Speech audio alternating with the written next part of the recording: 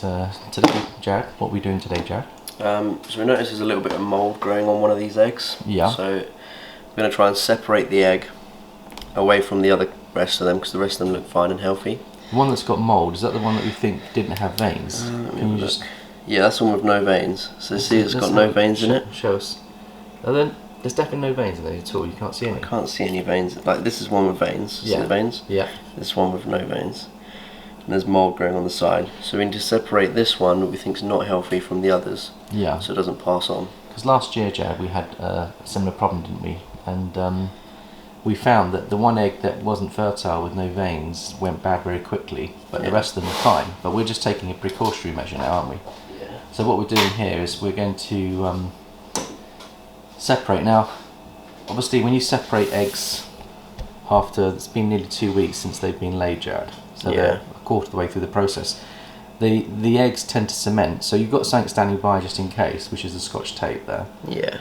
And you're going to very carefully try not to rip the eggs, but if you do... So there's one out. Well done. And then this one. So what you want to do is you want to really gently put your fingers in between and sort of peel back. Yeah. I mean, this slowly. one's stuck quite well, so... You could get a rip there. But if I wanted one of them to rip, it would be the unhealthy egg. Yeah. But you sort of just like slowly pry it away. Yeah. And obviously you can't take too long, because otherwise the eggs cool down. You want to keep them nice and warm. There's a balance between keeping the eggs warm and also not ripping the eggs if you can avoid it. But this is why I think separating them from day one is probably favourable, because it's easier to do. Because they haven't hardened, they're still soft, so it comes apart much easier from day one, doesn't it? Yeah, if you can get to them before they're hard. Yeah. And stuck together. Yeah. Then yeah, that makes sense. Yeah, but I think we like to leave them together because we like the natural approach, don't we? Yeah. And the natural approach, Jared, has proven to be quite useful for many of our clutches last year. So I guess we're going to adjust carefully, aren't we? And if it does rip, we've got the Scotch tape standing by that we can patch up very quickly. And I've seen breeders go full term with eggs that get ripped. So if they do get ripped, obviously try to avoid it. They can actually still make it full term. It's not easy, is it, Jared? It's got to be delicate. Yeah, you don't want to rush it, but then you just got to... Luckily we've got an 80-degree ambient temperature in here as well. There we go. Well done, Jared.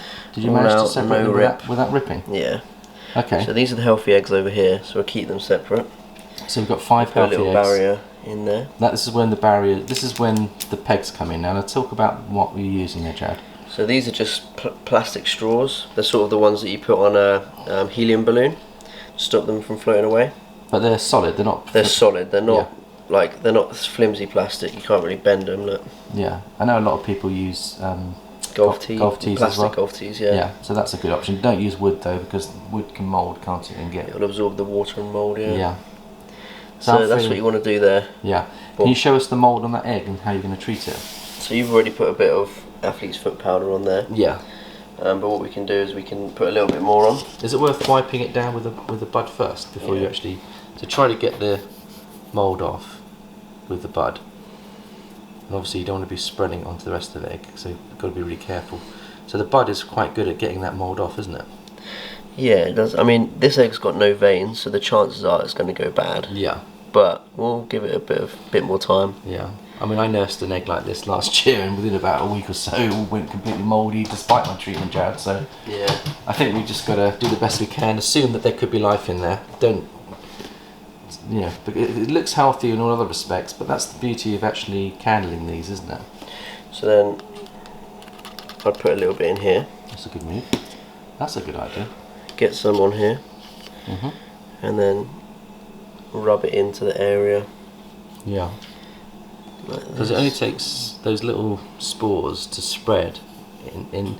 I mean, some breeders actually put the egg in a separate container and take them out of the main container as well.